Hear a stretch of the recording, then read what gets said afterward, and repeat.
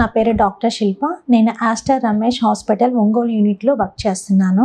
Dengue జ్వరంలో మనం తెలుసుకోవాల్సింది మొదటిగా ప్లేటెడ్ కణాలు తగ్గటం, రెండవది షాక్ అని అంటాం, అంటే బీపీ బాగా డౌన్ అవ్వటం. ఇందులో మొదట ప్లేటెడ్ కౌంట్ తగ్గటం అనేది అందరూ కూడా బాగా చింతిస్తూ ఉంటారు. ఈ ప్లేటెడ్ కణాలు తగ్గిపోతున్నాయని కంగారు పడద్దు. అది ఏంటంటే మనము 10,000, 20,000 అంతవరకు వచ్చినప్పుడు వరకు కూడా మనం వెయిట్ చేయొచ్చు. ప్లేటెడ్ కణాలు ఎప్పుడు మనం ఎక్కించగలుగుతాం. పేషెంట్కి ఎటువంటి హెమరేజిక్ మేనిఫెస్టేషన్స్ అంటే ముక్కులో నుండి రక్తం రావటం, చిగుళ్ళ నుండి రక్తం రావటం, కడుపులో ఒకేసారి విపరీతంగా నొప్పి రావటము, దగ్గినప్పుడు రక్తం పడటము, విరోచనానికి మోషన్కి వెళ్ళినప్పుడు కూడా రక్తం పడటం, ఇటువంటివి అలా ఉన్నప్పుడు మాత్రం ఇమ్మీడియట్గానే మనం ప్లేట్లెట్లను ఎక్కించాలి. లేకపోతే 10,000 వచ్చినా కానీ మనం ఎక్కించాలి, లేదా 20,000 వచ్చినా కానీ మనం ఎక్కించుకోవచ్చు.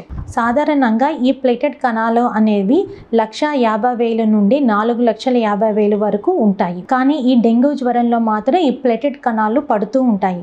అవి మనం డైలీ చూసుకుంటూ మానిటర్ చేసుకుంటూ ఉండటం ఉత్తమం.